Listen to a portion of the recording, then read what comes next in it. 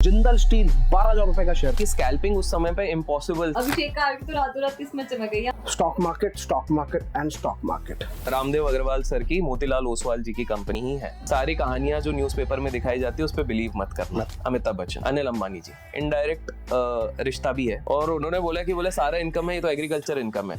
ये फार्मर्स वो नहीं है जो काम करते हैं। यही अमिताभ बच्चन वॉज बैंकरप्ट। हमारे इंडिया के सारे पॉलिटिशियंस टॉप पे थे। वो लोग छुप के कंट्रोल कर रहे हैं। They form trust, they form a lot of association कि ये नाम अच्छा लगता है London.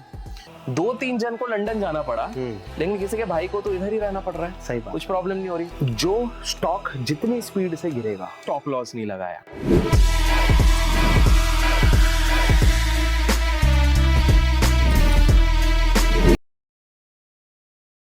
Hello, welcome back to market Manthan presented by King Research Academy. मेरा नाम है तनीषा गर्ग और आज की हमारी हॉट सीट पे बैठे हैं मिस्टर अभिषेक कार। सर, सबसे पहले बहुत बहुत स्वागत है। दोस्तों, मैं आपको बताना चाहूंगी कि अभिषेक जी की बड़ी खास बात है, इनकी वीडियोस में जो सरकाज़म और क्रिएटिविटी आप ऐड करते हैं साथ में, इससे फाइनेंस इतना ज्यादा इजी बन जाता है कि अगर अभिषेक जी ने कोई वीडियो पोस्ट की है तो अभिषेक कार के चैनल पे जाके वो देखना मस्ट वॉच सिचुएशन हो जाती है। और उन्हीं के साथ SEBI registered research analyst mister Harinder Sahu ji, 17 years का एक्सपीरियंस है। बहुत बहुत अच्छा लग रहा है आज आप दोनों को साथ में देख के। बोलो भी ना। तुम मौका दोगी तो बोलेंगे। हम सोच रहे हैं गर्दन लाके थक गए। सबसे पहला सर आप ही से सवाल है, तो कैसे एक नॉन स्टॉक मार्केट फैमिली से होते हुए भी आप इस जर्नी में आए? यार तो सबसे पहले थैंक यू सो मच, आप लोगों ने बुलाया मुझे, तहे दिल से शुक्रिया। तो देखिए, मैं कोई ऐसी फैमिली से नहीं आता हूँ जिसमें कि स्टॉक मार्केट से कोई रिलेशन है। इनफैक्ट मेरे घर वाले मुझसे ज़्यादा स्कॉलर हैं, मैं तो कुछ भी नहीं हूँ। PhD होल्डर हैं बोथ माई पेरेंट्स। पिताजी BHU के टॉपर रह चुके हैं।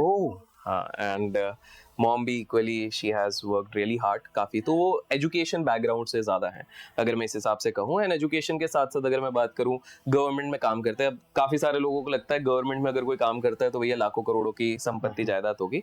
गवर्नमेंट टीचर्स को इतना नहीं मिलता था before the pay commission, as simple as that. मुझे खुद को पता है कि जब शुरुआत करी थी तो पिताजी 1500 रुपये की सैलरी रहती थी। So I still remember those days. But मैं ये नहीं कहूँगा कि बहुत ही ज़्यादा गरीब हूँ and all those things, because let's understand. Warren Buffett sir एक कंसेप्ट कहते हैं, ओवरियन लॉटरी। अगर आप हमारे देश में पैदा हुए हो, आपके जिस समय पे हम लोग बॉर्न हुए थे, अगर आपके एक माता पिता हैं, मतलब जो जिंदा है, काफी लोगों के वो भी नहीं रहते दुर्भाग्यवश, आपके पास रहने के लिए एक छत है, खाने के लिए रोटी 2 समय की मिल रही है, इसका मतलब आप लकी हो इंडिया में।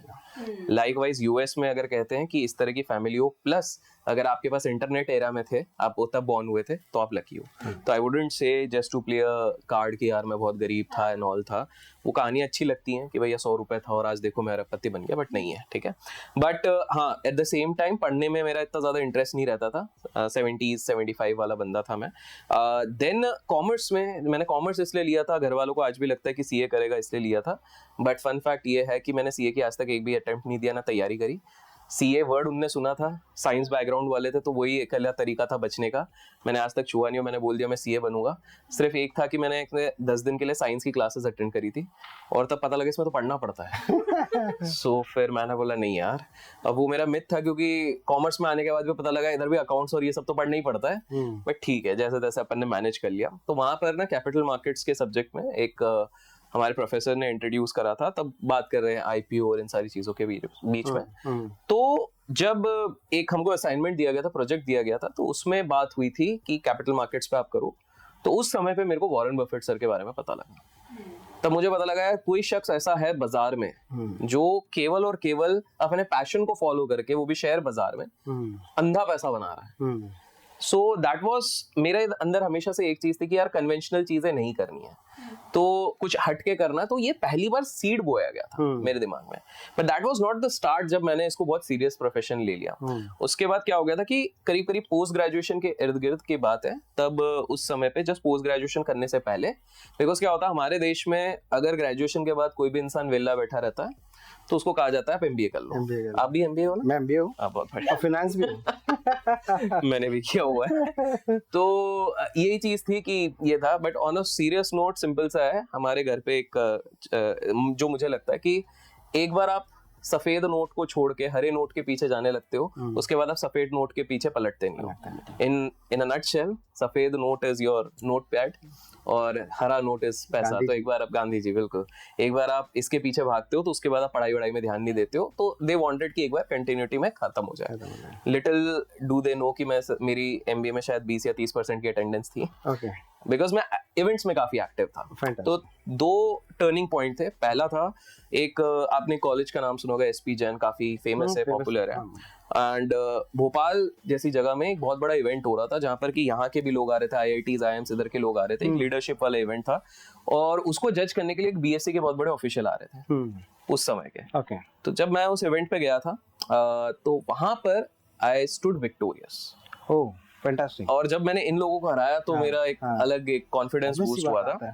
एंड वो बीएससी के ऑफिशियल थे या बीएससी से कुछ तो रिलेटेड था, बीएससी ट्रेनर या कुछ थे, तो उन्होंने मेरे को कुछ चीजें बताई शेयर बाजार के बारे में, विच मेड मी एक्साइटेड कि मेरे घर वाले एकेडमिक्स बैकग्राउंड के हैं, तो कुछ भी करो, एक जब भी कोई बंदा एकेडमिक्स बैकग्राउंड के आता है ना, आप पढ़ाई लिखाई के लिए कितना भी खर्चा मांगो वो मना नहीं करता। सही बात। आप बोलो भैया प्रॉपर्टी गिरवी रख के लोन लेना है, जमीनें जो पुश्ते नहीं है उस पे लोन लेना, सब लेंगे, तो तुम पढ़ो।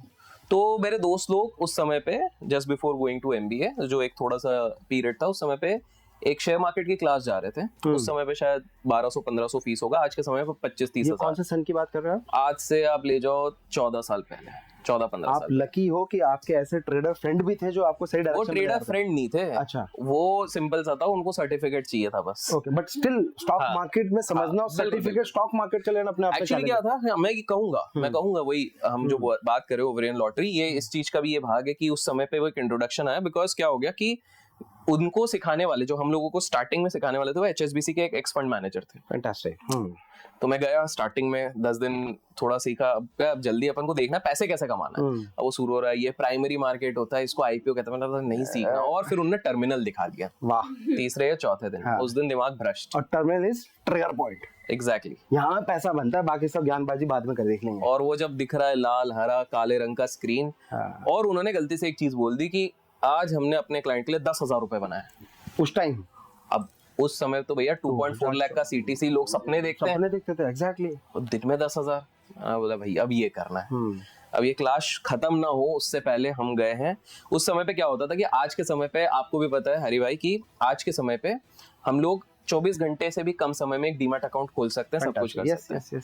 उस समय पे मेरे को याद है मैंने 60 पेज सिग्नेचर मारे थे। मेरे को लगा भैया प्रॉपर्टी ना ले ले, इतने सिग्नेचर ले रहे हैं। मैं भी शिकार हूँ। हाँ, आप भी शिकार है, बिल्कुल। तो ये सिग्नेचर पे सिग्नेचर चल रहा है, फिर चेक आपका लगेगा। चेक भी क्या 1200 रुपए का था, जो था वो। अच्छा, अगर मार्जिन रिलीज करना होता तो अभी तो फंड डायरेक्ट ऐड करना पड़ता था ना, उस टाइम चेक रख लेते थे, मार्जिन रिलीज हो गया। बिल्कुल बिल्कुल। और उस समय तो यार ये आजकल तो काफी स्ट्रीमलाइन हो गया कि कॉन्ट्रैक्ट नोट आपको आ रहे हैं, ये वो, तब तो कब क्या हो जा रहा है आपको पता ही नहीं चला। भाई साहब ब्रोकर के तलवे चाटने पड़ते थे, भाई साहब मेरा कॉन्ट्रैक्ट नेट दिला दो यार, देखो। बिल्कुल बिल्कुल। और लोगों को बता दो कि ये उस समय की बात है जब एक लॉट ऑप्शन खरीदने के 200 रुपए लगते हैं। कम दे रहे हो 200 रुपए ऐसे ब्रोकरेज चार्ज। ये ब्रोकरेज चार्ज बता रहे हैं एक लॉट पे। ये तो 200 बता रहे हैं, 500 भी थे। 2008 में लाइव ट्रेड में करता था। बिल्कुल। मैं आज भी हम रोते हैं कि इतना ज्यादा ब्रोकर हमारा खा रहा है। और आपको मैं बता दूं आज के समय पे तो क्या होता है, आप जब बल्क में ट्रेड कर लेते हो तो भी आपको वो 20 अगर एक बार में एक ऑर्डर में कर दिया, एक पंच में कर दिया, तब 1 करो या 2 करो, 200। तो दैट इज द रीजन आप लोगों को समझना पड़ेगा कि स्कैल्पिंग उस समय पे इम्पॉसिबल थी किसी भी नॉर्मल इंसान के लिए जिसके पास ब्रोकर का लाइसेंस नहीं होगा।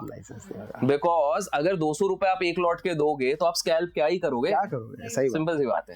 तो ये वाली चीज थी, बट ठीक है अपन ने शुरू करा, तो वहां से जर्नी शुरू हुई थी। तो जर्नी को थोड़ा शॉर्ट करके अगर मैं इस चीज पे आता हूँ कि ये फैमिली को कन्विंस कैसे किया है, क्या किया, कोई फैमिली कन्विंस नहीं होती है, सिंपल सी बात है। ये शेयर बाजार तो उल्टा वैसे पूरी दुनिया में बन के रखा है हर्षद मेहता जी के टाइम से कि भैया ये तो है जुआ, स्कैम है, जुआ है, सारी सिंपल सी चीज है। तो घर वाले कन्विंस तब हुए थे जब पुणे से मैं अपने होम टाउन गया, मतलब मैं बहुत समय तक गया नहीं। अब उनको पता नहीं है कि मैंने थोड़े बीच में जब नौकरी करी थी, नौकरी छोड़ दी है, इस चीज को 8 महीने हो गए, उनको लग रहा है अभी भी नौकरी जा रहा है। मैं घर आता हूँ, घर आने के बाद उस समय का जो सबसे ज्यादा बढ़िया टैब चल रहा है वो पहले पिताजी को देता हूँ। सबसे बढ़िया घड़ियां जो उस समय की चल रही हैं वो दोनों को देता हूँ, महंगी महंगी वाली। फिर उसके बाद और 4-5 गिफ्ट देता हूँ। मतलब मेरा लड़का सही जगह पहुंच गया है। वो बोले अरे तेरा प्रमोशन हो गया। बोनस मिला? मैंने बोला नहीं। बोले नौकरी छोड़ दी। मैं नौकरी छोड़ दी तो तू ये सब भी क्यों दे रहा है? और पैसे मैंने मांगा नहीं। देखो मेरा एक हमेशा से ये रहा है कि भैया अपनी मेहनत करो, अपना पैसा कमाओ। एक एजुकेशन तक घर वालों ने कर दिया, दैट्स इट। मैं उसके बाद 1 रुपया नहीं लेना चाहता था। तो वो अपना खुद का सेल्फ एस्टीम है। ऐसा नहीं है कि मेरे घर वाले नहीं दे सकते थे, दे सकते थे। सिंपल सेल्फ ईगो भी आता है यार, पैर में खड़ा कर दिया, बिल्कुल। हाँ, अच्छा इतना बना कर दिया यार। और लाइफ में 1500 रुपए से हमें यहाँ तक बना दिया, ये बहुत बड़ी बात है, बहुत बड़ी चीज है। और मैंने देखा कितने सैक्रिफाइसेस किए हुए हैं, तो I understand the value of money. और आप बताओ, हम गवर्नमेंट एम्प्लॉइज बोलते तो है, एक्चुअली उन्होंने उस टाइम पे जो किया ना, आज आप चाह कर भी नहीं कर सकते, नहीं कर सकते, बिल्कुल नहीं कर सकते। ये बहुत इंपॉर्टेंट है। तो वो चीज मैं नहीं चाहता, तो मैंने ये दिया।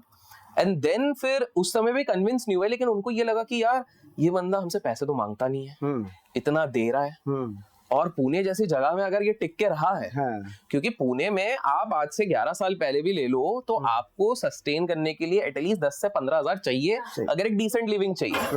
पुणे में एक्सपेंसिव होता है, तो पुणे में तो एक्सपेंसिव रहता है, तो कहीं ना कहीं इनको लगा। फिर उसके बाद जब 1-1.5 साल उन्होंने देखा और ये समय है, इस समय पे कोई दूसरा बिजनेस कुछ नहीं था, तो दे रियलाइज कि चलो ये डिसेंट अपना लिविंग अब यहाँ से कर रहा है। तो वहां से था। तो देखो जितने लोग ये देख रहे हैं, और काफी लोगों की कंप्लेन होती है कि यार हमारे पेरेंट्स कन्विंस नहीं हो रहे हैं। पेरेंट्स तब तक कन्विंस नहीं होंगे जब तक आप उनको रिजल्ट्स नहीं दिखाओगे, क्योंकि शेयर मार्केट ऐसे भी बदनाम है। आप रिजल्ट कैसे दिखाओगे? अनफॉर्चुनेटली या फॉर्चुनेटली बोलो, यहाँ पर या तो आप पैसे कमाओ या दिखा सको उनको, दुनिया को नहीं दिखाना है, आप उनको दिखा सकते हो कि यार सेल्फ सस्टेनेबल है, मैं ये सारी चीज कर रहा हूं। सारी चीज में और फिर उसके बाद कुछ फेजेस वहां पर भी आए थे, जिसके बाद अब देखो क्या होता है कि फैमिली तो सेटिस्फाई हो गई, लेकिन रिश्तेदारों को भी सेटिस्फाई करना पड़ता है। उनको जरूरी है, उनको ज्यादा फैमिली तो अपने घर के हैं, पर वो पड़ोसी जो है ना, उनको सेटिस्फेक्शन करना देना बहुत जरूरी है। की वजह से फैमिली प्रेशर और ज्यादा आता है। तो उनके चक्कर में काफी सारे थोड़े करके बिजनेसेस में घुसना पड़ा कि वे बताने के लिए कि चलो बिजनेस भी करता है। तो इस हिसाब से फैमिली वो हुई। फिर नाउ दे आर, क्योंकि फिर क्या होता है जब आस पड़ोस वाले लोग आके तारीफ करते हैं, सब लोग बात करते हैं,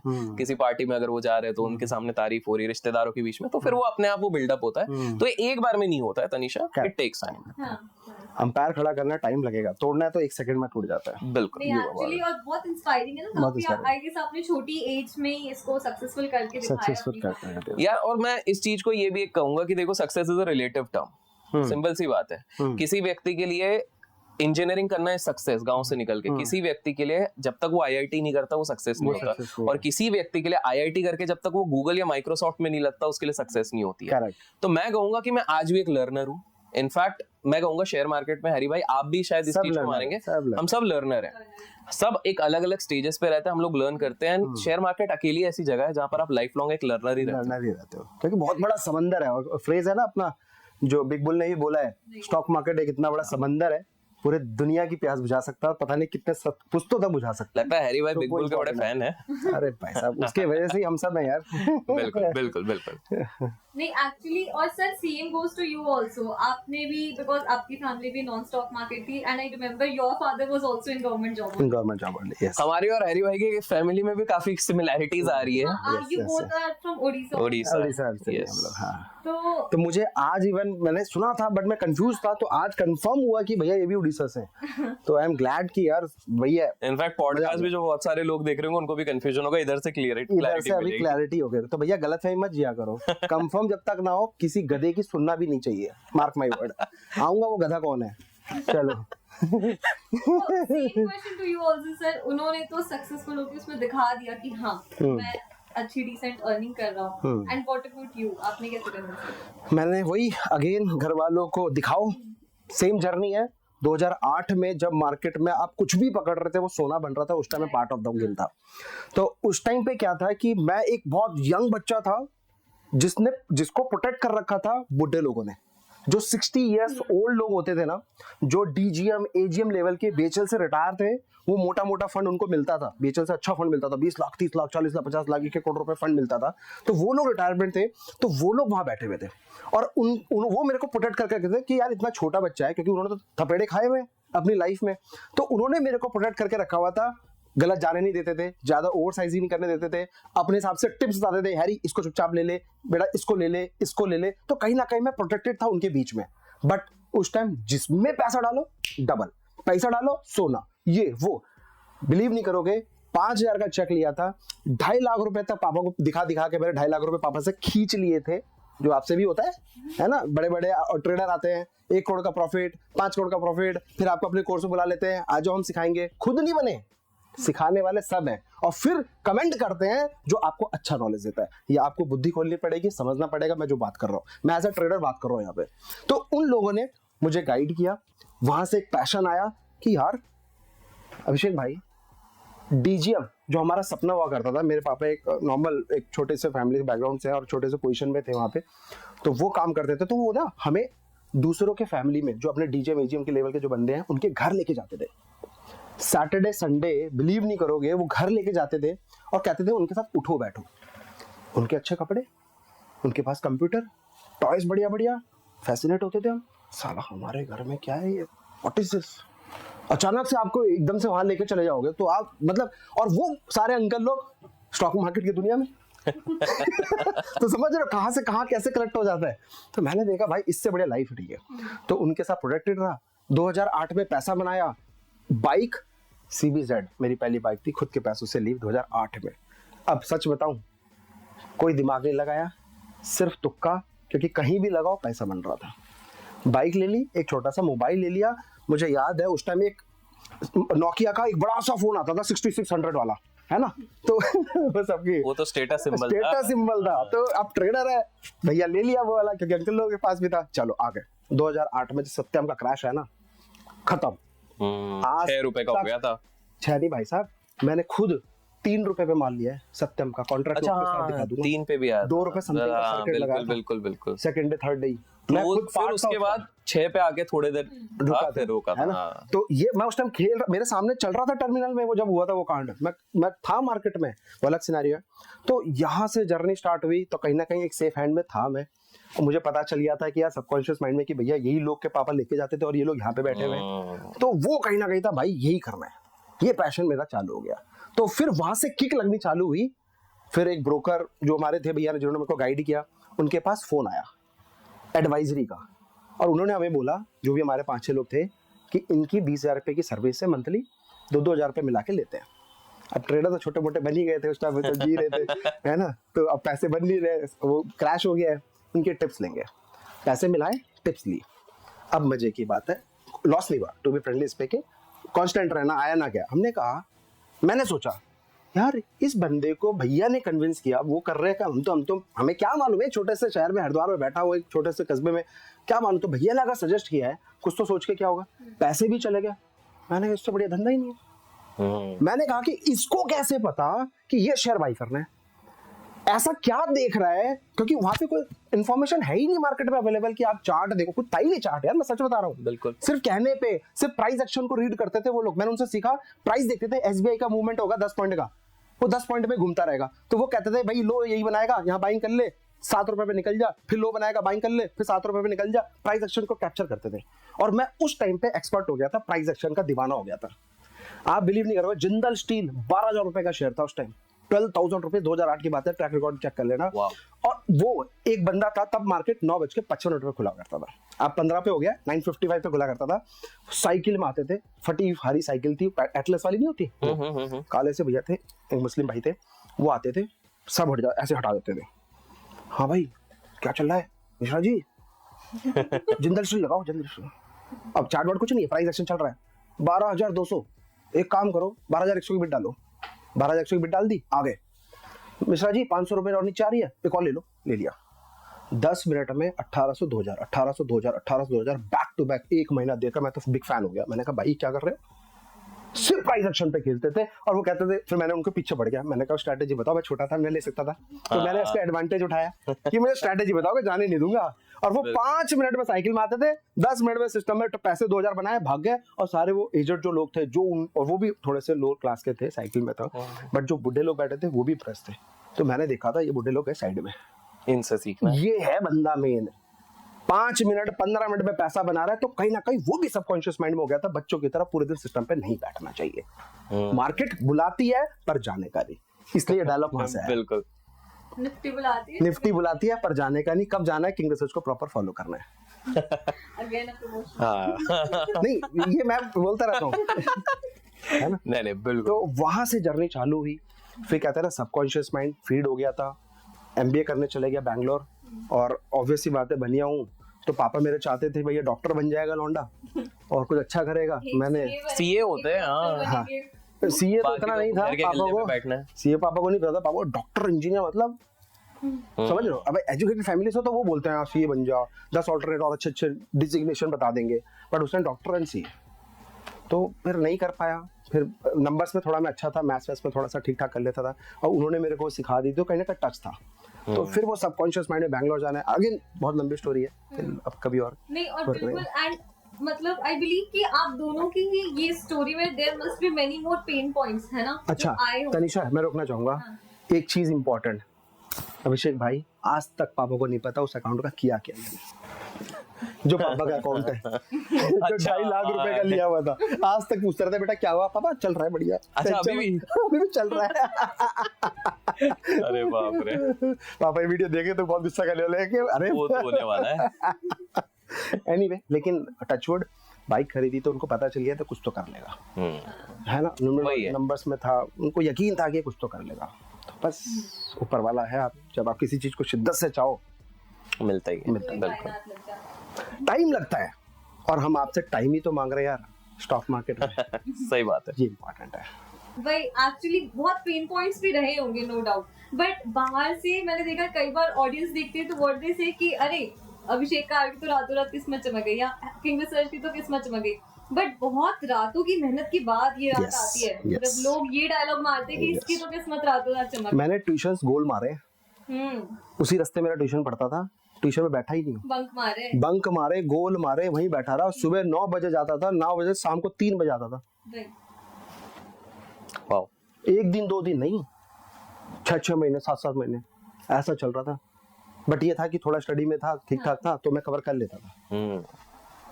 और वो ये गोल मारने का बहाना था कि उसी तरह से मतलब ट्यूशन जाना है, पापा कुछ पूछेंगे नहीं, उधर जाकर, और उनको ब्रोकर बोलता भैया बताना मत, पापा मैं आया था आपके पास। क्या बात। आज इतने बड़े बड़े एक्सपर्ट्स बैठे हैं तो I must ask this question कि कुछ इंडस्ट्रीज हैं जहाँ आम आदमी तो मानता ही है कि यार यहाँ मोटा पैसा है। फॉर एग्जांपल पॉलिटिक्स है ना, हमारा बॉलीवुड है।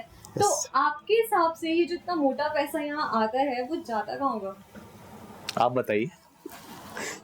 Stock market and stock market, ये तो चलो आपने 2-3 पॉलिटिक्स और ये सब नाम बताए। मैं कहता हूँ LIC करवाते हो, उसका पैसा कहाँ जाता है? अगेन स्टॉक मार्केट, बड़े बड़े कंपनीज चल रही हैं, IT कंपनीज, ये फार्मास्यूटिकल कंपनीज, ये कैसे ग्रो कर रही हैं? आपको लगता है बिजनेस से ग्रो कर रही हैं? अगेन स्टॉक मार्केट, आपको पीछे नंबर्स नहीं पता कैसे गेम खेला जाता है। Everything related to stock market. तो मेरे हिसाब से तो देखो यार, पॉलिटिशियंस एंड बॉलीवुड के अलग 2-3 जगह पे जाते हैं, ठीक है। तो इसको 2-3 किस्सों से अपन बताते हैं। सैफ अली खान से एक बार पूछा गया कि भाई आप किधर पैसा लगाते हैं, वो शेयर मार्केट में पैसा नहीं लगाते हैं। इनफैक्ट आप लोगों ने देखा होगा, उनकी एक मूवी आई थी, बाजार आई थी, one of the my favourite movie. वो जिसने समझ लिया, हाँ। अब वो बाय द वे पूरी कॉपी है, एक वॉल स्ट्रीट नाम की कॉपी है, मार्क डॉगलस उनके लीड एक्टर है, तो उनके हैं। तो नो डाउट काफी अच्छी मूवी है, मैं भी फर्स्ट डे फर्स्ट शो गया था वो।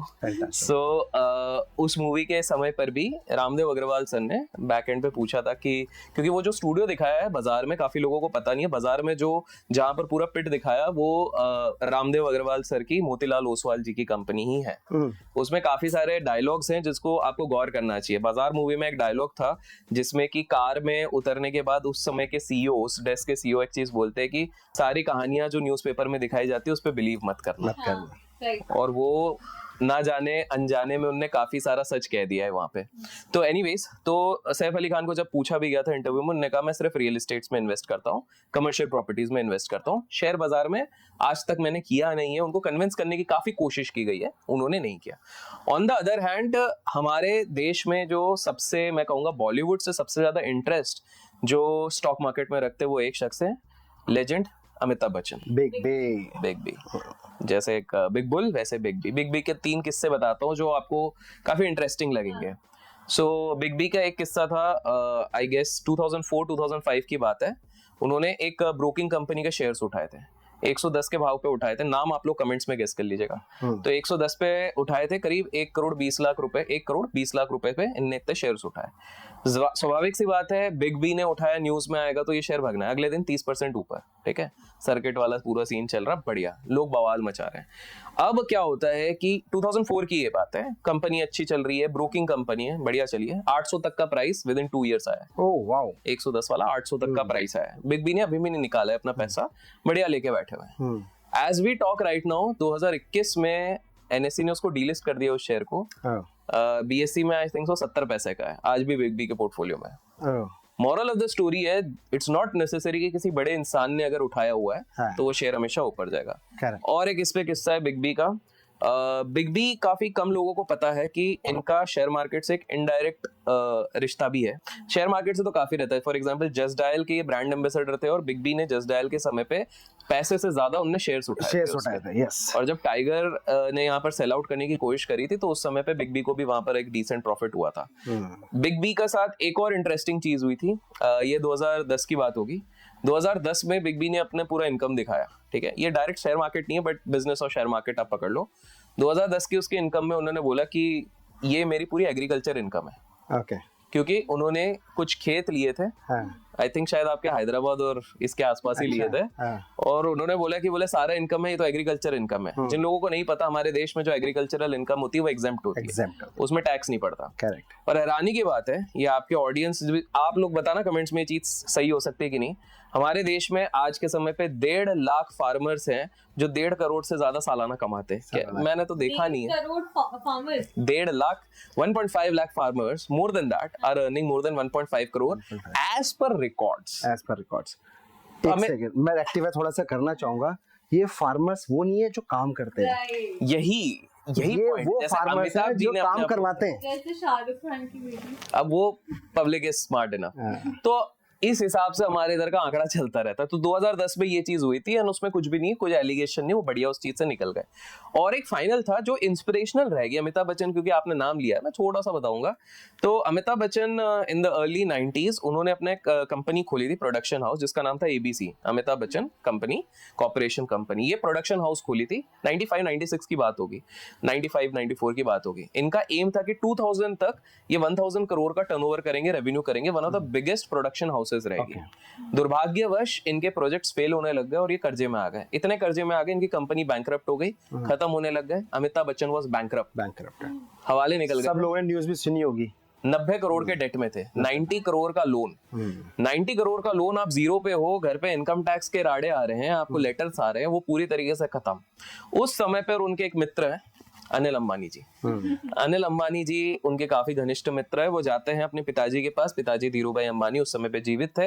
धीरूभाई सर को कहते हैं कि धीरूभाई जी हमारे मित्र हैं अमिताभ जी, आप तो जानते हैं, और अंबानी इस फैमिली की एक खासियत है, फिल्म के काफी फैंस रहते हैं, बॉलीवुड के काफी फैंस हैं। तो वो बोलते कि देखिए हमारे मित्र अमिताभ जी, थोड़ा ऐसी हालत हो गई है। धीरूभाई जी ने फंड उनको प्रपोज किया, क्योंकि उस समय पे भी धीरूभाई सर की पूरी कंपनी का टर्नओवर नेटवर्थ 10,000 करोड़ था, तो उनके लिए कोई बहुत बड़ी बात नहीं थी। वो इनफैक्ट पूरा पैसे देने को तैयार थे अमिताभ जी को। अमिताभ जी ने बोला मेरे को पैसे नहीं चाहिए। उन्होंने अपने बलबूते, फिर उसके बाद उन्होंने साइन किया, वो गए यश चोपड़ा जी के पास। अब आप लोग रिलेट करोगे क्यों इतने बड़े गैप के बाद अमिताभ बच्चन आपको बड़े पर्दे पे देखे थे। अमिताभ जी गए यश चोपड़ा के पास, उनको पूरी सिचुएशन बताया। उन्होंने बोला मैं फ्री का पैसा नहीं कमाना चाहता हूँ, मैं मेहनत करूंगा, हिट हुआ तो मैं बढ़िया कमा लूंगा अपने आप, मैं इस डेट से खुद निकलूंगा। काफी लोग हार मान जाते हैं। शेयर मार्केट में आपके पास भी मैसेज आते होंगे, सर पैसे खत्म हो गए, मैं सुसाइड करने जा रहा हूँ, मैं ये करने जा रहा हूँ, मेरा बहुत नुकसान हो गया। ये आपको ये बहुत इंस्पायर करेगा, लोन ले लिया, अब मैं क्या करूँ, खत्म हो जाऊंगा। वो बंदा 90 करोड़ 90s में बात कर रहे हैं हम, 90 करोड़ के डेट में वो जाते हैं, बोलते हैं तो अमिताभ बच्चन ने बोला, उनका ना स्वाभिमान आया, बोले अगर वो पैसा लूंगा मेरा सब कुछ तो सॉल्व हो जाएगा, लेकिन मैं फिर अपनी नजर में वापस नहीं उठ पाऊंगा, सेल्फ रिस्पेक्ट गिर जाऊंगा। वो बंदे ने यश चोपड़ा जी से बात करी। यश चोपड़ा जी ने एक रोल दिया, उस मूवी का नाम था मोहब्बत है, जो आप लोगों ने देखी होगी, वायलिन वाली। 3 चीज होती है, कमेंट करके बताना मोहब्बत में 3 इंपॉर्टेंट पार्ट क्या है। और वो ट्रेडिंग में भी बहुत इम्पोर्टेंट, ट्रेडिंग में भी बहुत इंपॉर्टेंट है। तो वो मिली, उसके बाद उनका बड़ा ब्रेक मिला KBC। ओके। केबीसी में आज भी लोगों को लगता है क्या है भैया, एक जगह पर बैठता है बंदे को एक एपिसोड का 1 करोड़ क्यों मिलता है? वो इसलिए कि वो सुबह 7 बजे से अमिताभ जी आते हैं, रिहर्सल करते, कोई नहीं रहता अपने बीच में, रिहर्सल करते हैं, उसके बाद 11 बजे से शूट होता था शाम के 7 बजे, फिर वापस रिपीट। उसके बीच में उनको कुछ मूवीज भी मिली, उस पर वर्क किया, and then with God's grace and his hard work वो 5 साल में उस डेट से निकले। तो आप समझो अर्ली 90s, लेट 90s में कोई बंदा 90 करोड़ के कर्जे में है, मैं ये नहीं कह रहा हूँ जीरो भी, -90 करोड़, वहां से अगर बंदा उठ सकता है अपने स्किल से, तो आप लोग क्यों हार मान रहे हो? आप लोग क्यों? और वो पैसे भी उनको बैठे बैठे मिल रहे थे। हाँ, मजे की बात है यहाँ पे कि वो पैसा उनको ऑफर किया गया। आप लोग क्या करते हो? सर टिप्स दे दो ना। नहीं आपसे भी तो आते होंगे, सर मेरे लॉस हो गए 1 लाख रुपए दे दो, मैं इधर से कर लूंगा, मैं कर लूंगा। आते हैं सर, मैं बहुत गरीब हूँ सर प्लीज, मैंने एक ही चीज बोलता हूँ, आज तो मैं पैसे दे दूंगा, कल क्या करोगे? बिल्कुल। अमिताभ जी का आपको कोई किस्सा अगर कोई ध्यान आ रहा हो?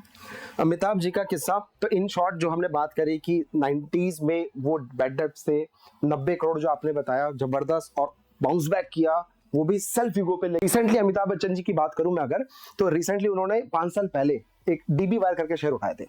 बिलीव करोगे कितने शेयर उठाए होंगे उन्होंने? करोड़ की बात कर रहा हूं मैं अभी, शेयर्स करोड़ में उठाए, शेयर नंबर ऑफ शेयर्स की बात करूं, 1-2 करोड़। हाँ, 1-2 करोड़ भाई साहब, बड़ा सोचोगे तभी बिग बिग बनने वाले हो। इससे कितना बड़ा सोच ले। 14 करोड़ के आसपास शेयर उठाए थे 14 करोड़, और आप बिलीव करोगे 5 साल में 5 गुना हुआ है वो पैसा भाई साहब। तो ये पावर है स्टॉक मार्केट का। इसलिए मैं बोलता हूं कि भैया सीखना जरूरी है, आप भी पैसा बना सकते हो। ये मत सोचो आज लॉस हो गया क्या करूं, ये मत सोचो आज लॉस हो गया स्टॉक मार्केट को छोड़ देता हूं। नहीं भाई, सही मेंटर को पकड़ लो, सही मेंटर को पकड़ोगे, सही गाइडेंस मिलेगी, और कब आपकी किस्मत चमकेगी आपको भी नहीं पता। 14 करोड़ तो बहुत बड़ा, 14 करोड़, हाँ, इन्वेस्टमेंट किया, number of shares I am talking about. 5 गुना 5 साल के अंदर कौन देता है यार? तो ये कैपेसिटी है स्टॉक मार्केट। अभिषेक भाई, एक जो यूएसपी जो दुनिया को नहीं पता, हम सब बात करते हैं मोटिवेशनल और ये सारी चीजें, उनकी सबसे खासियत जो मैं हमेशा बोलता हूँ ना, टॉप पे बाइंग, टॉप पे ठोको और बॉटम पे बाइंग करो, ये मैंने वहीं से कला सीखी है। अच्छा, जब जब आपको लगता है ना कि मार्केट अब ये बूम होने वाला है, वो तब सेल करने चालू कर देते अपने शेयर्स। ओ, जब आपको लगता है मार्केट पैनिक हो रहा है, नीचे जा रहा है नॉन स्टॉप, पूरी दुनिया फियर है, तब खरीद भरना चालू कर देते हैं। ये तो क्वालिटी एक अच्छे इन्वेस्टर की। ये अच्छा, और ये बिग बी के साथ साथ अगर आप बोलो मार्केट के लेजेंड, फियर एंड ग्रीड वाले बाबा Warren Buffett sir, Warren Buffett ji. But कितने लोग फॉलो करते हैं? नहीं, सबको ज्ञान पता है। आज यहाँ पे पॉडकास्ट देख के सब लोग सोच रहे हैं हाँ यार बात बिल्कुल सही कह रहा है, वाह मजा आ गया, लेकिन कितने लोग एक्चुअली में फॉलो कर रहे हैं? इंस्पायर्ड हुआ हूं मैं। चाणक्य नीति बहुत जरूरी है, और चाणक्य नीति अमित शाह जी ने भी फॉलो करी है ना? आप शेयर्स की बात कर रहे हैं, आई रिमेम्बर, मतलब जैसे आपने कहा कि बॉटम पे बाय करना है, राइट? बट कई बार सिचुएशन आती है कि वो बॉटम ही रह जाते, खत्म ही नहीं होता। लास्ट ईयर मेट्रोपोलिस का बहुत क्रेज था कि इतना डाउन आ गया, अब तो ये ऊपर जाएगा ही। बट इवन मैंने खुद भी वो शेयर किया था, 50% पोर्टफोलियो और गिर गया। तो ये सही बात है तनीषा कि मार्केट का बॉटम कोई प्रेडिक्ट नहीं कर सकता, बट आप अटेम्प्ट तो कर सकते हो। एक रिस्क मैनेजमेंट, मनी मैनेजमेंट के साथ अटेम्प्ट कर सकते हो। और कहते हैं ना, रिस्क लिया तो ही तो इश्क हुआ। तो ऐसी सिचुएशन में सर क्या करें? मतलब अगर बॉटम पे बाय करने के बाद तो शेयर और बॉटम पे चला जाए और बॉटम पे चले जाओ, तो पहली चीज आपके पास एक कैपेसिटी होनी चाहिए लॉस की भैया अगर मैं यहाँ पे एंट्री कर रहा हूँ तो मेरा मैक्सिमम इतने का लॉस होने वाला है। आप अटेम्प्ट करो, कोई दिक्कत नहीं है। अगर एक फिशरमैन की बात करूं, 50-60 साल का एक्सपीरियंस लेके बैठता है, बुढ़ापा जो उसके पापा बुढ़ापे रहते हैं उनके साथ बचपन से जाता है, वो फिशरिंग करता है, स्टिल क्या हर कांटे में उसकी मछली आती है। बट हम क्या करते हैं स्टॉक मार्केट में, रोज प्रॉफिट चाहिए, 1000-2000 रुपए बन जाए हम खुश हैं। तो that is the most important. उसको 50 साल का एक्सपीरियंस है, आपको 50 दिन का भी एक्सपीरियंस नहीं है, उसका थॉट प्रोसेस है, कोई दिक्कत नहीं है, पेशेंटली बैठा है, कांटा लगा रहा है, चारा लगा रहा है, चढ़ावा तो चढ़ाना पड़ेगा, बोलता हूं तो चढ़ावा क्या है, स्टॉप लॉस है। तो सेम कंसेप्ट तनीषा, आपने बॉटम पे बाई किया है तो चढ़ावा चढ़ाने के लिए करो, अपने आप को फंसाने के लिए मत करो। That was my biggest mistake because वो काफी बड़ी इन्वेस्टमेंट थी और वो पोर्टफोलियो डाउन। आप पूरी बड़ी मछली, पूरा अगर वो फिशरमैन अपना घर बेच के चारा लगा देगा, ये सोचे कि 100 कुंटल की मछली पकड़ूंगा, राइट, तो पॉसिबल नहीं है। अभिषेक जी से हमने काफी मोटिवेशनल स्टोरी सुनी सर, बहुत अच्छा लगता है, इवन काफी एनकरेजमेंट आता है स्टॉक मार्केट के टूवर्ड्स, बट कई बार सिचुएशन ऐसी भी आ जाती है जब मार्केट में बड़े बड़े स्कैम हो जाते हैं, हमारे रिटेल इन्वेस्टर्स भाई फंस जाते हैं, तो ऐसी सिचुएशन में क्या करें? मेरे दोस्तों, मैं बोलता हूँ स्कैम अच्छी चीज है, अच्छी चीज है, बुरा नहीं लग रहा सर रिटेल ट्रेडर्स यहाँ हम फंस जाते हैं। क्योंकि नॉलेज नहीं है, हाँ, क्योंकि नॉलेज नहीं है। मेरी बात ध्यान से समझना, जो मैं बताना चाह रहा हूँ, अगर ये भी पकड़ लिया ना, आप पैसा बना लोगे।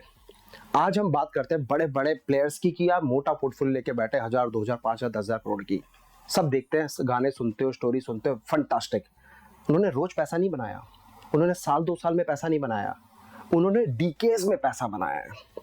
अगर मैं 2000 की बात करूं, जो .net आप कह रहे हो, इंटरनेट वाला बबल, अगर आप उस टाइम होते और उस क्रैश में आपने पैसा लगा दिया होता, तो आप सोच के देखो कितना पैसा बना रहे होते। आप 2008 में जब हम हाउसिंग बबल के बारे में बात करते हैं, या फिर राजू रामलिंगन की बात करते हैं, उस क्रैश में अगर आपने पैसा लगाया होता तो आज कितना पैसा बना रहे होते। कोविड की बात करूं, 2020 में आपके सामने आए, आप खुद गवाह हो, मुझे बोलने की जरूरत नहीं है। उस क्रैश में अगर आपने पैसा लगाया होता तो सोचो आज कितने मल्टी करोड़ आप बना के बैठे होते, मात्र लाख, 2 लाख, 4 लाख के इन्वेस्टमेंट पे। इस क्रैश में आप डरते हो। अभी बताया ना अमिताभ बच्चन की स्टोरी, तो मेरे भाई सिंपल सा लॉजिक है, मार्केट तो ऊपर है चाहे आप हो कि नहीं हो। तो आप ये क्यों नहीं थॉट प्रोसेस ले रहे कि मेरा लॉन्ग टर्म विजन, तो ये 3 डीके में पैसा बना है उनका। मैं ओपन चैलेंज कर रहा हूं, सिर्फ इन 3 डीके में पैसा बनाए और आने वाले टाइम का वेट करो। जब उस तरह का क्रैश मिल गया किसी बहाने से, तो क्या करना है? आप खुद बोल रहे हो ना, कितने ट्रिलियन की इकोनॉमी बनाने वाले हो, नंबर 1 पे ले जाना चाहते हो, पार्टिसिपेट उसी के लिए तो कह रहा हूं। बट कब? अभी नॉट इंटरेस्टेड। इसलिए बोला आने दो, स्कैम अच्छी चीज है। लाइव एग्जांपल बताता हूं जो मेरे साथ हुआ है, तभी मैं रिलेट करता हूं, सुनी सुनी बातों में बिलीव नहीं करता। 2008 में आपने देखा होगा, सत्यम की एक स्टोरी आई थी। लाइव टर्मिनल पे बैठा हुआ था, 174 या 178 रुपए पे मेरे पास शेयर्स पड़े थे, 100 शेयर्स, 100 शेयर्स उस टाइम, 2008 की बात कर रहा हूं। आप कहां हल्के में मेरे को ले रहे हो, हल्के मत लेना। 2008 में मैंने 100 शेयर्स लिए हुए थे। मजे की बात बताता हूं, उस टाइम तुक्का, कुछ ज्ञान नहीं था। स्टॉक कमिंग डाउन, एक ही दिन में 20% का सर्किट लगा। सुबह सुबह 10, साढ़े 10 बजे के आसपास न्यूज थी, अगर आपको पता होगा तो। सर्किट लगा, सर्किट लगने के बाद मैंने करीब करीब 144 रुपए पे 100 शेयर और लिए, 94 रुपए पे 100 शेयर और लिए, 300 शेयर हो गए। यही सोच के कि नो प्रॉब्लम, सत्यम जैसा शेयर है आईटी का, जो टक्कर दे रहा है एलएनटी को, जो टक्कर दे रहा है विप्रो को, इस बड़ा प्लेयर का जिसका 60 करोड़ का टर्नओवर, मतलब कंपनी वैल्यूएशन लेके बैठा है, और इतना बड़ा अंपायर का। और उस टाइम आईटी डेवलप भी कर रहा था 2008 में, जो आप पता होगा कि सारा जो इकोनॉमी ग्रो कर रही है आईटी की वजह से कर रही है, तो वो भी चल रहा है, तो सब पॉजिटिव न्यूज में। सिर्फ एक छोटी सी मिस्टेक राजू भाई साहब की वजह से मार्केट क्रैश, और मैं खुद उसमें 174, फिर 144 के आसपास, फिर 92, 93 के आसपास, फिर 44 रुपीज के आसपास, और उसके बाद 3, साढ़े 3 रुपए के आसपास। फिर मजे की बात बताऊं तनिषा, अब मजे की बात है, ट्विस्ट। 400 शेयर ऊपर के रेट में हो गए। अब जब मैं 3-4 रुपए में ले रहा था ना, मेरा ब्रोकर बोलता है मैं पागल है क्या हैरी, वही अंकल लोग, अरे हैरी पागल है क्या, इतने ले लिया, अब मत फंस बेटा, फंस जाएगा। वो सब फंसे पड़े हैं, मेरे को ज्ञान पेल रहे हैं, वो सब फंसे पड़े हैं, ज्ञान पेल रहे हैं। अब ऐसे नहीं बोलूंगा भाई, बाय रिस्पेक्ट, उन्होंने बचाया है। अब इंपॉर्टेंट क्या है, मैंने कहा भैया जा कितने रहे, 3 रुपए में 100 शेयर ले रहा हूँ, कितना चलेगा, 300 रुपए और चलेगा, इतना दे दिया पूरा मार्केट को। मैंने कहा भैया उठाओ, मैं अकेला बंदा था उस टाइम, इतने सस्ते रेट में उठाने वाला, सबकी फटी पड़ी, का कोई नहीं उठा रहा। तो ये प्राउड फील करता हूँ। तो उस सिनारियो से समझ गया, फिर मैंने 124 रुपए पे उसको काटा है, एवरेज आउट 124 रुपए, 500 शेयर्स, टोटल 500 शेयर्स, 124। एवरेज कितना हो गया था? एवरेज मेरा करीब करीब 88 या 92, 93 के आसपास है। प्रॉफिट में निकल गया, प्रॉफिट में भाई, क्या बात है। बट पेशेंस रखा और ये बिलीव किया, 300 रुपए और दे दिए। बट हम क्या करते हैं, अरे भाई उन लोगों ने वही तो किया। अगर वो लोग पिच नहीं करते ना, मैं 300 रुपए में 1000 शेयर खरीद लेता। अगर वो मेरे को पुश नहीं करता, रहने दे रही, मैं डर डर के खरीदे वो शेयर, तो किंग रिसर्च और पहले हो जाता है हैरी से। अंबानी के साथ उतना बैठा। अरे सो इम्पोर्टेंट, मेरे पास 500 शेयर्स थे एक लो रेट पे, जो कि 90 to 93 के आसपास एवरेज आया था, और मैंने कहीं ना कहीं 122 रुपए, 24 रुपए काटा था, कुछ नंबर ऊपर नीचे हो सकते हैं, तो मैं प्रॉफिट में बुक हुआ। तो इसलिए मैंने बोला स्कैम हुआ नहीं हुआ फर्क पड़ता है बॉस, बहुत फर्क पड़ता है।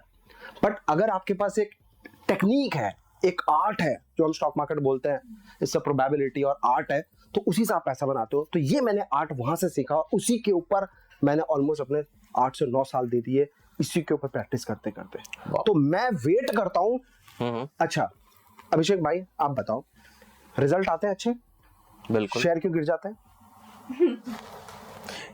पहले से फिक्स रहता है काफी सारी चीजें, तो ये फिक्स तो चलो जिसका गेम है वो करता रहेगा, मैं एज ए रिटेल ट्रेडर की बात कर रहा हूँ। मैं टर्मिनल लेके बैठा हूँ, सिस्टम लेके बैठा हूँ, चार्ट लगा के बैठा हूँ, स्टॉक गिर रहा है, भूत बन जाता है। बिल्कुल।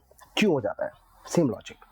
अब मैं बात करता हूँ, बहुत सारे स्टॉक्स नोटिस करना, क्रैश होता है लाइक एनीथिंग, उसका वापस उठ जाता है। बिल्कुल। निफ्टी का एग्जांपल मैंने 3 बताया भाई साहब, उसी क्रैश में पैसे लगाने का सही टाइम होता है, बाकी टाइम मजे करो फैमिली के साथ। सही सच बात। बता रहा हूँ मैं आपको, बिल्कुल। तो ये रियलिटी है। अब बुरा इसलिए लगता है कि इस तरीके के छोटे मोटे हमारे जो फ्रॉड कर जाते हैं ये लोग, उससे इतना बड़ा इम्पैक्ट आता है, जो रिटेल लोग का ना वो ट्रस्ट टूट जाता है। रामलिंगन की वजह से कितने उस टाइम 2008-9 में जब स्कैम ये डिक्लेयर हुआ, जब उन्होंने एडमिट किया, कितने लोगों का ट्रस्ट हुआ, उसके वजह से गवर्नमेंट को आके स्पीच देनी पड़ गई कि बॉस ये बहुत बड़ा ऐसा सा गलत हुआ है, और उसके बाद कितने एफआईज आने से डरने लगे इंडिया में। राइट। कितने एफआईज आने से डरने लगे, भरोसा नहीं रहता, भरोसा टूट गया भाई साहब। आपके साथ में एक बार स्कैम कर दो, दोबारा आप उस गली जाओगे?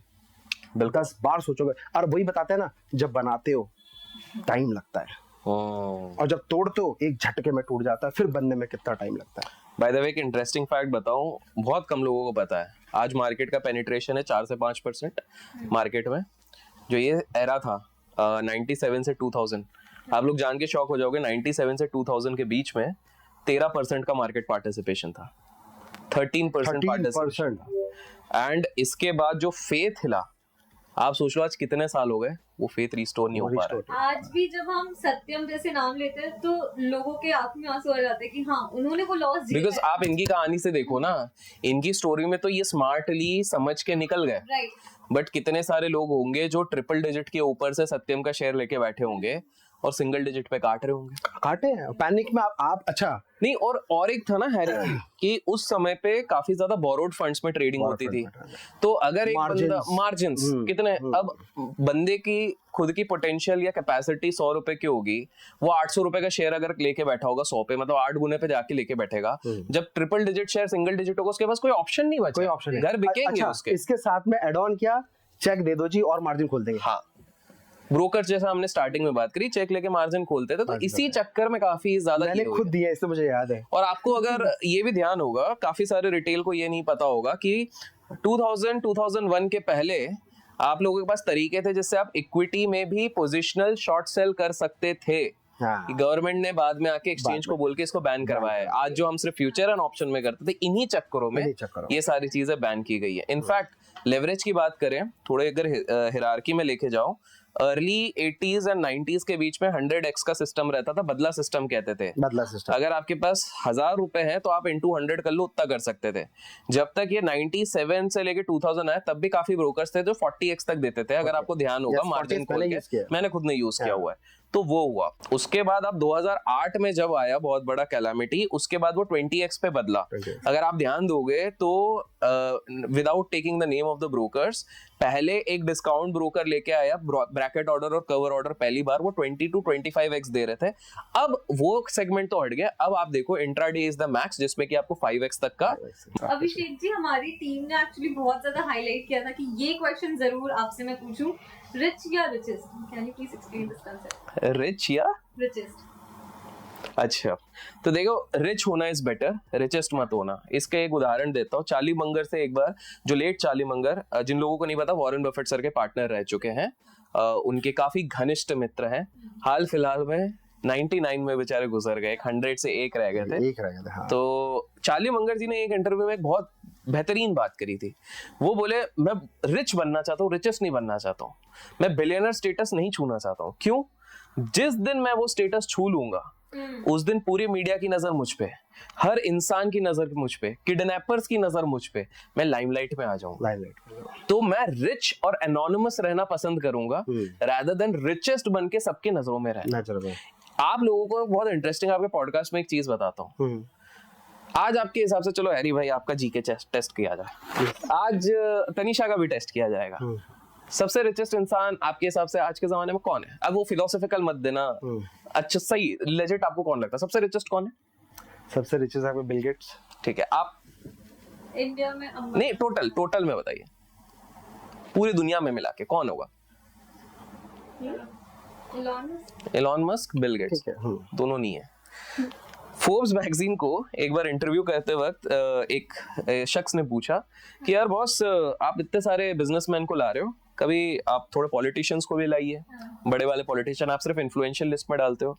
सामने वाले ने प्रक्रिया ये दी कि बॉस, जिस दिन हम पॉलिटिशियंस को लाने शुरू कर दिए, ये बिजनेस वाले उस लिस्ट में नहीं निकलेंगे। नहीं। Do you know unofficially Putin is richer than all these people, Elon Musk and Bill Gates. Yes.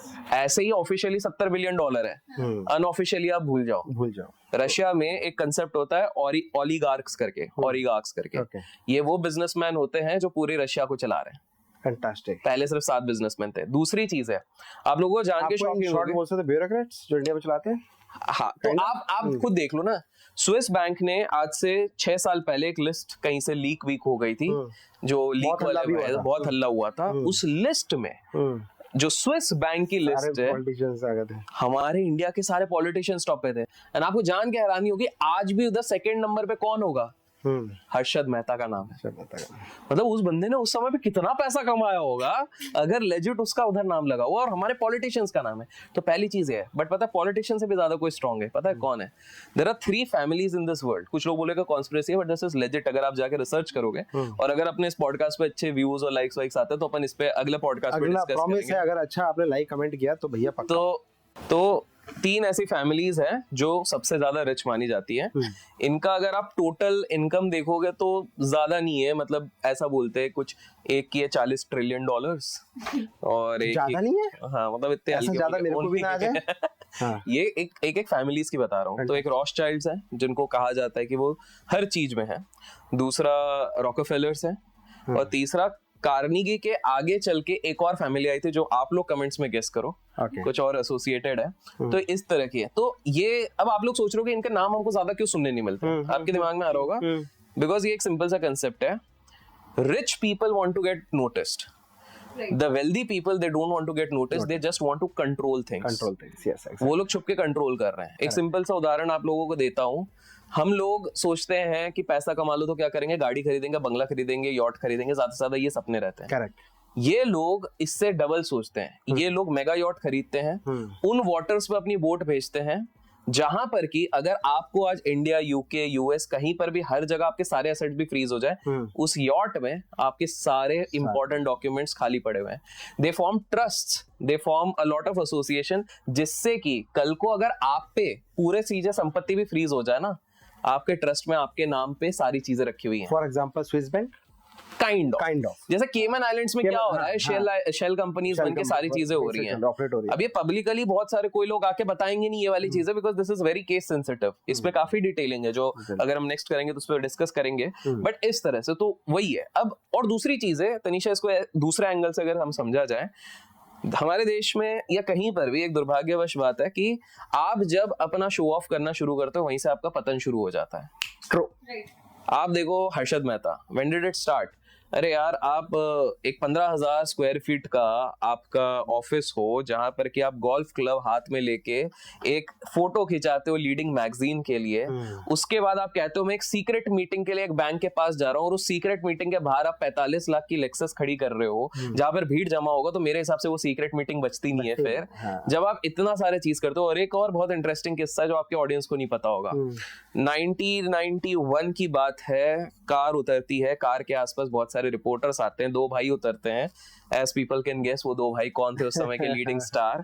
वो जाते हैं एक जू में, पहला केज क्रॉस करते हैं। पहला केज होता है शेर का, वो छोड़ देते हैं। दूसरा केज जाते हैं, लियोपर्ड टाइप का कुछ रहता है, पैंथर वैंथर, उसको छोड़ देते हैं। मगरमच्छ वगरमच्छ वाला जाता है, उसको छोड़ देते हैं। सीधे जाते हैं भालू वाले एरिया पे, उधर जाके वो चकना उसको खिलाते हैं, because on media they wanted to mock the bears. उंगली पोक जिसको कि भाई तुम लोग हार रहे हो, हम जीत रहे हैं। और उसी समय पे ठीक वहीं से ऑलमोस्ट आई थिंक सो कितना कुछ 12-15 किलोमीटर दूर पे एक ऑफिस पे बैठ के 3 लोग डिस्कस करते हैं, और एक जन चाय पीते पीते कहता है कि ये डैश डैश साला है कौन। तो ये किस्सा था। तो जब आप इतना शो ऑफ करोगे आपको पता है क्या हुआ है। केपी की जो बात करते हैं, केपी का भी डाउनफॉल लोगों को लगता है उसने तो ज्यादा शो ऑफ नहीं करा था। 2000 की बात है, न्यू ईयर की एक पार्टी चल रही है जिसमें बॉलीवुड के बहुत बड़े अभिनेता अभिनेत्री आए हैं। राज मूवी अगर आपको ध्यान होगा उसके लीडिंग स्टार्स थे, उसके बाद कुछ पॉलिटिशियंस थे जिनका नाम मैं नहीं लूंगा, आप लोग गेस कर सको तो बता देना। 2000 में पार्टी करी, 4 करोड़ की वो पार्टी थी। ब्रोकर सर्कल में ये चीज फैल गई कि भाई साहब ये क्या चल रहा है, इतनी बड़ी चीज हो गई है, ये इतना शो ऑफ नहीं करना चाहिए, ब्रोकर्स को शोभा नहीं देता है। तब से वो सारा प्रॉब्लम शुरू हो गई थी। सेम अगर आप बात करोगे रामलिंगम राजू की, अगर आप बात कर रहे हो तो उनको इंडिया का बिल गेट्स कहते थे। बिल गेट्स कहते थे। उनके पास मिनिमम जो बोलते हैं जो 80,000 का जूता रील चलता है, वो लिटरली उनके पास 80,000 के जूते टाइप के ही पूरा शेल्फ रहता था। 8 लग्जरी गाड़ी, हर दिन अलग अलग लग्जरी गाड़ी में उनका उठना बैठना हो रहा है, फुल लग्जरी में, लाइमलाइट में पूरी तरीके से थे।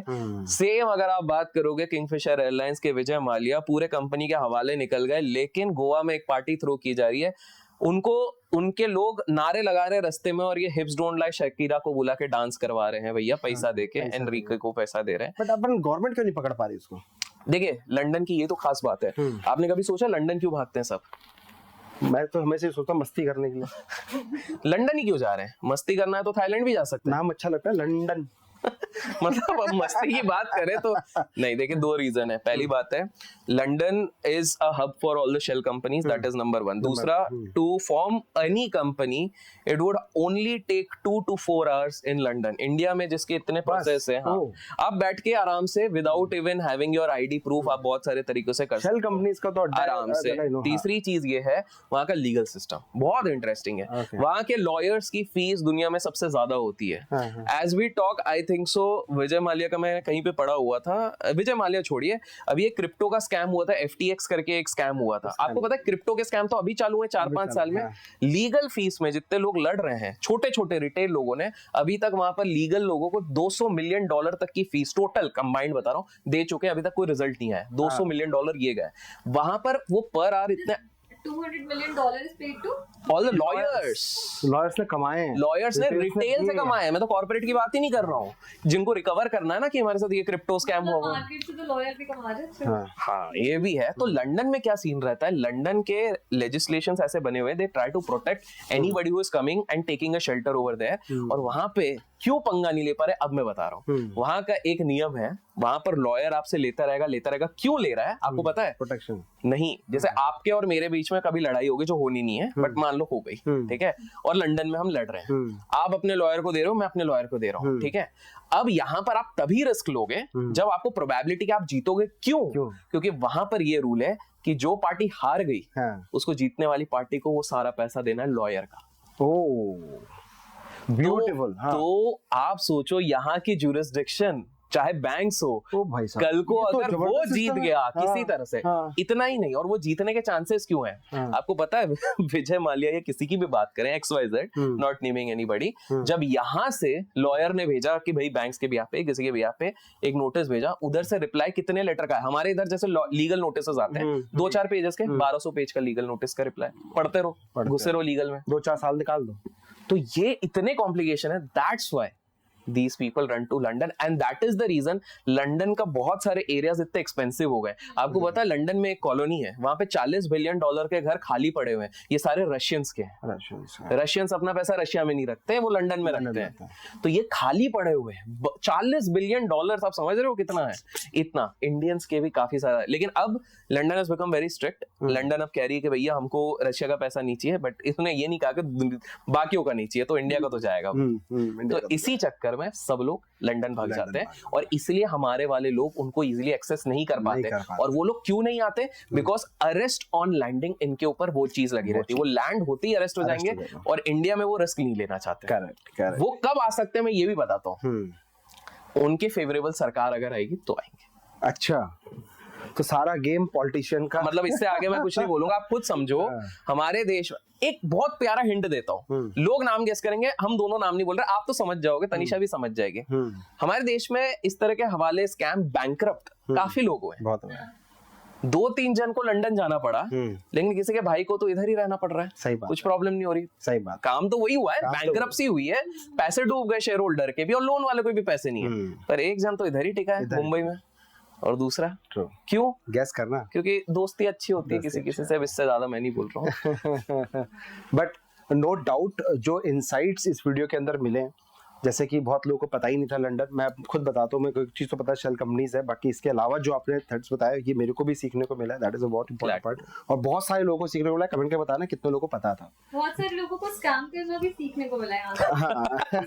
करो लंदन चले जाओ। नहीं नहीं यार, वो ऐसा इंस्पिरेशन मत ले लेना। हाँ भैया, स्कैम से बचने के रास्ते बता रहे हैं कि लोग कैसे करते हैं और आपको कैसे इन सब से बचना है, बिल्कुल। ये इंपॉर्टेंट है। बिल्कुल। Next question to you sir, हमेशा आपसे हमने स्टॉक मार्केट की काफी अच्छी चीजें सुनी है, हमने आपसे ये सुना है कि trading is your first bread and butter, जबकि हम जानते हैं कि बिहाइंड द सीन आपकी काफी अच्छी खासी कंपनी भी रन हो रही है, बट आप अपनी ट्रेडिंग को फर्स्ट प्रायोरिटी देते हैं। बट क्या आपको स्टॉक मार्केट का कोई काला सच लगता है कि मतलब जिसमें लोग इन्वॉल्व हो जाते हैं? काला सच, देखो अगर बुरी चीज है तो वहां पे अच्छी चीज है ना, और अच्छी चीज है तो बुरी चीज साथ में आती है। तो काला सच यहाँ पे ये है, जो बड़े बड़े ऑपरेटर है ना, एक मिथ है कि ऑपरेटर आपके रिटेलर्स के दुश्मन होते हैं, नहीं, ऑपरेटर कभी भी रिटेलर का दुश्मन नहीं होता है। आप जबरदस्ती ऑपरेटर के बीच में आते हो वो जब किसी दूसरे ऑपरेटर से फाइट करने जाता है। यानी कि अगर मैं एक एग्जांपल की तरह बात करूं, XYZ स्टॉक जो भी बात कर रहा हूं, अगर 500 रुपए का स्टॉक है, एक महीने के अंदर 600 रुपए हो गया, तो आपके और मेरे अब्बा के बस का था उसको? ऑपरेटर बैठा है, 500 से 600 हो गया, ऑपरेटर बैठा है, अब वो 500 से 600 को खाने के लिए कोई तो इसका बाप आएगा जो इसको खाने के लिए आएगा। बट आप क्या कर रहे हो? Just because of breakout, just because of bookish knowledge, just because of patterns, आप क्या कर रहे हो? उस रैली में एंट्री मार रहे हो, मे बी 5 मिनट के टाइम फ्रेम पे, मे बी आधे घंटे, मे बी 1 घंटे के, what ever time frame is yours. वो 500 रुपए से 600 रुपए की रैली में आप एंट्री मार रहे हो। जब वो अब्बा एक्टिवेट होंगे ना, दादाजी इसको बोलते हैं रिश्ते में शहंशाह, वो जब एंट्री मारेगा ना, सब लपेटे जाते हैं, फिर बोलते हैं अरे ऑपरेटर ने मेरा पैसा खा लिया। तो सर अगर ब्रेकआउट में ऑपरेटर हमारे साथ गेम खेल रहा है तो क्या करना चाहिए? सेल करके बैठना चाहिए? देखो अब 2 चीजें हैं, जरूरी नहीं कि हर स्टॉक्स में ब्रेकआउट ना चले, राइट, क्योंकि अगर आप पैसा नहीं बनाओगे तो दोबारा आप उस ब्रेकआउट पे काम करोगे, इतने तो इंटेलिजेंट आप भी हो, ठीक है? तो वो जो ब्रेकआउट है ना, वो ऑब्जर्वेशन का गेम है, स्ट्रक्चर का गेम है, आपको आइडेंटिफाई करना पड़ेगा, क्योंकि 10 में से 5 चलेंगे, 5 नहीं चलेंगे, वो 5 सीखने पड़ेंगे जो आपके फेवर में देने वाले game. That is the most important. पैसा तो बनता है, ब्रेकआउट में भी पैसा बनता है और ब्रेकआउट फेलियर पे भी पैसा बनता है।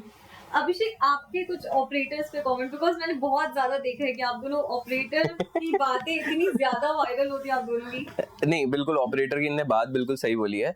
जैसे ऑपरेटर बिग बुल को भी कहते थे ऑपरेटर, पहले जो ओरिजिनल बिग बुल की बात करें, उसमें उनकी गलती कैसे थी? एसीसी की अगर बात करें, 300 से 9000 जो लेके गए 10,000 तक, उन्होंने अपने बर्थडे पे कहा था कि बॉस मैं शेयर को 9000 तक लेके जाऊंगा। एग्जैक्ट 1 साल के बर्थडे पे वो लेके आए, और उसके बाद मैक्सिमम लोग निकल गए थे क्योंकि उसके आगे की उन्होंने कमिटमेंट नहीं करी थी। उसके बाद दूसरे बेयर ऑपरेटर्स बैठे थे जो वहां से ठोक रहे थे। अब इसमें अगर आज के समय पे कोई रोता है कि यार हम तो फंस गए, बुल ऑपरेटर ने तो अपना काम कर दिया, आप बेयर ऑपरेटर के चंगुल में फंस गए। सिंपल सी बात है, आपको निकल जाना चाहिए तो था। अब ऑपरेटर ने क्या किया? पंप एंड डंप, जिसको बोल बिल्कुल इंसान शब्दों में, गो एंड चेक बिटकॉइन। जब आप उछल रहे थे ना बिटकॉइन के, मार्केट इंडियन मार्केट कुछ नहीं भाई, बिटकॉइन में पैसा लगाएंगे, फ्यूचर वही है, फंसे पड़े। और इसको ना आप इस तरह से देखिए, एक इंटरेस्टिंग किस्सा है हमारे मार्केट का। ऑपरेटर की बात करिए, एक छोटा सा किस्सा है। तो लेट्स सी, लोग स्टॉक का नाम गेस कर सकते हैं कि नहीं कमेंट्स में, ठीक है? तो ये स्टॉक था 2017 16 17 18 की बात होगी, 17 18 की बात है। एक व्हाट्सएप मैसेज आता है, एक दिन में वो स्टॉक 72% गिर जाता है। एफएनओ का स्टॉक था तब, अब तो एफएनओ का स्टॉक नहीं है। 72% गिर जाता है केवल एक व्हाट्सएप मैसेज से। Now interesting thing about this stock is, this is the most interesting thing, 12 दिन पहले इसने 52 वीक हाई बनाया है, 12 दिन के बाद उसने 52 वीक लो बनाया है, और उसके बीच में एक व्हाट्सएप मैसेज के कारण लोग फंस रहे हैं। दिस इज टिपिकली कि पूरा जो गेम खेला जाता है। तो आपको ये चीज समझनी है कि ऑपरेटर, देखिए ऑपरेटर होता क्या है, जिसके पास पैसा है, जिसके पास नेटवर्क है, जो बड़ा शार्क बोलते हैं, वो सिंपल सी बात है, वो ऑपरेटर है। somebody who has the potential to move a stock और an index तो नहीं बोल सकते, इंडेक्स में बहुत लिक्विडिटी होती है, स्टॉक और an asset class is an operator.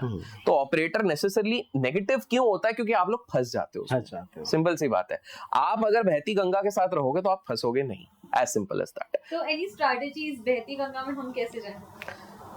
नहीं, मैं थोड़ा सा कॉन्ट्रडिक्ट कर रहा हूँ। ठीक है। बहती गंगा में नहीं हाथ धोना, मगरमच्छ बैठी है पकड़ लेगी। इस पे एक चीज है कि मगरमच्छ को दूसरी जगह पे थोड़े से मछली वछली फेंक के निकल सकते हो। एग्जैक्टली तो वो आर्ट सीखना पड़ेगा। हाँ, और वो आर्ट एक आध साल में नहीं आएगा। ये आप जितना स्क्रीन टाइम स्पेंड करोगे, हाँ। जैसे इनके सत्यम के केस में क्या था, इनके पास स्क्रीन टाइम था तो वो इसलिए उसको इवैल्यूएट करके वो एक्यूमुलेट करके वहां पे निकल पाए। लेकिन मान लेते हैं कि ये उनके जस्ट एक महीने पहले ही अगर मार्केट में आए होते वो ये चीज नहीं कर पाते। नहीं, मैं वो सबका सुन के ये शायद 50-60 रुपए पे बेच के निकल गए होते। सिंपल सी बात है। मैं 50-60 नीचे के एवरेज की बात भी नहीं कर रहा हूँ, जब नीचे आ रहा था तभी निकल गए होते। तो ये एक चीज है जो तनिषा मैं कहूंगा कि ना, मार्केट में आप जितना समय स्पेंड करोगे, जितना अनुभव आपको होगा, उतना ही आप सीख पाओगे और आपको स्क्रीन टाइम देना पड़ेगा। बट अभिषेक भाई, मेरा जो 17 साल का एक्सपीरियंस है, जो मैंने नोट किया है एज अ स्ट्रक्चर कह लो, चार्ट एनालिसिस कह लो, प्राइस एक्शन कह लो, जो स्टॉक जितनी स्पीड से गिरेगा वो उतनी स्पीड से चढ़ेगा। चार्ट जाके जरूर चेक करना। नेक्स्ट क्वेश्चन कि फैमिली से फाइट करके भी अभिषेक का स्टॉक में तो आ गए थे, but हमारे पास वो फुटेज भी है जहाँ पे आपने ब्रोकर का कॉल लगाया तो बोल भाई ये स्टॉप लॉस क्या होता है। हाँ, yes, अच्छा, ये स्टोरी भी स्टॉप लॉस क्या है? हाँ, अरे तो वो आपने वो वाला नहीं देखा, वो जो एक बड़ी सी टेबल होती है, इतना बड़ा सा कैंडल घुस के अंदर नीचे निकल जाती है। वो तो आजकल बहुत चल रहा है मीम्स में। हाँ, तो वो सिंपल सा एक सिंपल सा था कि जब स्टार्टिंग में इंसान आता है तो उसको ज्यादा पता नहीं होता है। हमारे समय तो ब्रोकर ही आरएम होता था, ब्रोकर ही सब कुछ है, माई बाप है, सब है, टिप वाला भी वही है, सब वही है। तो वो जो बोलता था हम करते थे। तो उसने बोला कैश, तो कैश किया। फिर मैंने बोला पैसा जल्दी बनाने, बोला इंट्राडे करो आप, तो इंट्राडे करा। फिर उसने बोला अरे ऑप्शन करो आप, क्योंकि भाई हमें समझ में ही नहीं आ रहा था कि वो तो अपना ब्रोकरेज जमा रहा है, वो ये कर रहा है। तो जब ये इंट्राडे वाली चीज हुई थी तो मेरे को याद है कि मैंने एक स्टॉक लिया हुआ था, जो आज मैं हिंट दे देता हूँ, सन फार्मा ने एक्वायर कर लिया था उनको, ठीक है। तो वो बहुत चलता था अपने समय पे, है ना, दो सिंह ब्रदर्स करके थे जो चलाते थे। तो वो उनके सुप्रीम कोर्ट के कुछ वर्डिक्ट थे, मैंने उस समय पे ट्रैक नहीं किया था। मैं सुबह सुबह उसको लेके बैठा इंट्राडे लेवरेज के हिसाब से, सुबह सुबह देख रहा हूँ 30% ऊपर हूँ, क्योंकि लेवरेज बहुत मिलता था ना, तो इनिशियल कैपिटल पे 30% ऊपर हूँ, बढ़िया। उसके बाद मैं निकल गया हूँ दोस्तों के साथ पार्टी वार्टी करने, मतलब आज तो सेट है, आज भाई देगा पार्टी। अब उस समय पे फिर दोपहर के जस्ट आसपास ब्रोकर का फोन आता है कि बोले सर सौदा काटना पड़ेगा, आप नुकसान पे हो। और उस समय पे बड़े शाणे रहते थे, सौदा तो काट दिया था, तो फॉर्मेलिटी के लिए बता रहा था कि क्योंकि टाइम वाइम का इतना मैं आपने मतलब पहले प्रॉफिट बुक नहीं किया था? ना मैं तो अभी तो और ऊपर जाएगा। पार्टी बाकी है, पार्टी तो अभी तो 2-4 पार्टी के पैसे जुगाड़ने थे ना, तो वो है। और फिर एंड में आके देख रहा हूँ भैया ये तो बनना चाहिए था, 60% कैपिटल चले गया। तब उसने बोला सर आपने स्टॉप लॉस नहीं लगाया। तो मैंने ये क्या चीज होती है, ये नई चीज आई है कुछ मार्केट में। तो बोला अरे सर ऐसा ऐसा है। फिर उसने मेरे को बताया, बोला अच्छा ऐसा भी एक चीज होती है कि भैया स्टॉप लॉस जरूरी रहता है। और उस ये कुछ इंसिडेंट से मैंने एक चीज सीखी है कि एक ट्रेडर की जर्नी पे, एक इक्विटी कर्व पे आप हमेशा एक यू टर्न वाला आपका जर्नी नहीं रह सकता। There would be ups and downs, but that is a phase जिस हिसाब से आप करते हो। तो स्टॉप लॉस वहां से सीखा था। हेजिंग तो और भी बहुत टाइम बाद, आई मीन उसके भी 5 साल बाद। हेजिंग वर्ड ही नहीं था, अगर आपने जब स्टार्ट किया था तो वर्ड ही नहीं था। सुनते थे जो शॉर्ट राइटिंग करते थे, वो हेज लेके चलते थे। वो बड़े लोग रहते थे, बड़े लोग तो बड़े लोग तो हम बाद में बने।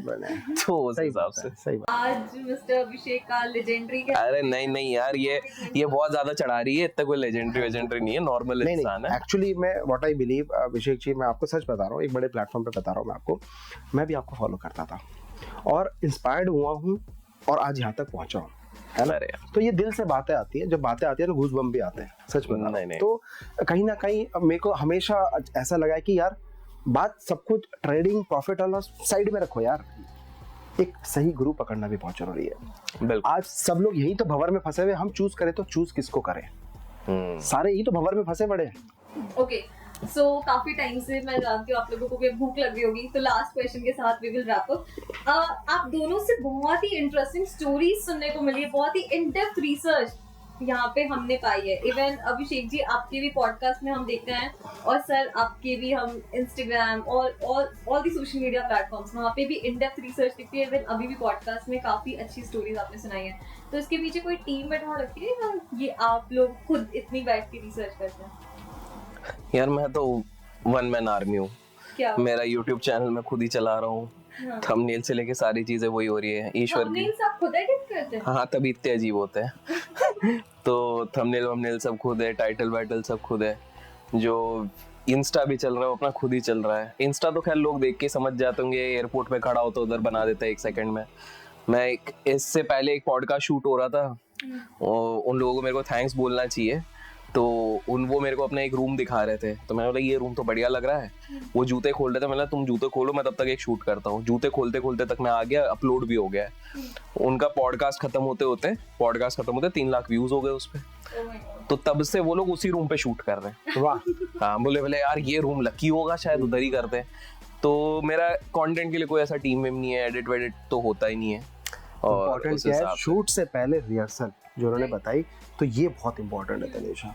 और रिहर्सल सिर्फ कंटेंट डिलीवरी में नहीं, आपको अपनी रियल लाइफ में भी करना चाहिए। हम किसी को भी कटुत वचन बोल देते हैं, पहले सोच तो लो, सोच के तो बोलो। सेम चीज हम बोलते हैं स्टॉक मार्केट में भी, आप अप्लाई करो। किसी भी कहने पे आप बिल्कुल। बाइंग मत करो, आप पहले रिसर्च करो, वो 2-4 घंटे रिहर्सल करो स्टॉक्स के अंदर, फिर आप इन्वेस्ट करोगे तो आपको सही डिलीवरी आएगी। और सही डिलीवरी से फिर आपका 3 करोड़ लोग आपको फॉलो करना चालू कर देंगे। That is the most important part. और सर व्हाट अबाउट यू? अभिषेक से तो हमने जान लिया कि आपकी वन मैन आर्मी, और बिग सैल्यूट सर, बहुत ही ग्रेट वर्क है ना। एंड व्हाट अबाउट यू कि काफी सारी चीजें आपकी भी चल रही है, पीछे सेल्स भी है, मार्केटिंग भी है, तो आप इनकी मेरे को लगता नहीं इतने सारे काम कर रहे हैं कि एक बंदा तो नहीं कर सकता, अब यही बता सकते हैं। सो ऑलमोस्ट 40 to 50 एम्प्लॉइज आप में काम कर रहे हैं हम लोग। मैं एम्प्लॉइज तो नहीं बोलूँगा, फैमिली है। और मैंने भी सेम अभिषेक की तरह अपना जर्नी स्टार्ट किया था, बड़ा अजीब से, ना कैमरा, ना एंगल, ना फोटो, ना ये ना वो, बहुत सिंपल रहना कोशिश करता हूँ और रहता भी मेरे को अच्छा लगता है। तो एक रूम से स्टार्ट किया, कैमरा भी खुद ही सेटिंग कर रहा हूँ। और आजकल तो चलो कैमरा फ्लिप वाले आ गए, देख लिया, तो वो तो भैया आके देखता था, हाँ ठीक है ना, बराबर है, बिल्कुल है ना? बिल्कुल। तो उसमें भी शूट कर लिया, फिर प्रॉपर आया नहीं, दोबारा करा, एडिटिंग खुद करी, थंबनेल्स बनाए, खुद ही कंटेंट लिख रहे हैं, खुद ही उसमें पोस्ट कर रहे हैं, फिर दूसरे का वीडियो देख रहे हैं, हमारा वीडियो कैसे वायरल होगा, सब चीज़ खुद ही करते थे। लेकिन टचवुड अच्छी टीम मिल गई, धीरे धीरे मैं एज ए ट्रेडर बना, वहाँ से पैसे कमाए थोड़े बहुत, फिर 2 बंदों को रख लिया, फिर वहाँ से क्लासेस स्टार्ट कर ली, फिर और 4 बंदों को रख लिया, फिर यहाँ से तीसरे और एक्सपेंशन इन्वेस्टर बन गए, वहाँ से स्टार्ट कर दिया, एंजल इन्वेस्टर बन गए, वहाँ से कमाए तो वहाँ से स्टार्ट कर दिया। तो टचवुड आज 40-50 मेंबर है। जो मेरा एक सपना था, जब मैंने जिस कंपनी में गया था ना, तो उसकी टीम में 40 से 50 लोग काम करते थे, तो मेरा खुद का ड्रीम था। हाफ सेंचुरी तो कंप्लीट हो गई। Thank you so much guys, what a wonderful podcast, बहुत सारी स्टोरीज और बहुत ज्यादा मतलब मोटिवेटेड फील कर रही हूँ स्टॉक मार्केट के लिए। सर सक्सेस की बड़ी एक खास बात है, मेहनत करने वालों पे फिदा हो जाती है, और आप दोनों इसकी लाइव एग्जांपल हो। तो थैंक यू सो मच जो लोग हमारा ये पॉडकास्ट देख रहे इतनी देर से, उन्होंने भी पूरा कंक्लूजन का वेट किया। मिलते हैं दिल्ली में 13 जैन सीपी में, भूलना मत, market Manthan 2024। Thank you, Thank you everybody. Thank you Thank you. Tanisha, thank you thank you Abhishek भाई, मजा आ गया। मजा आ गया।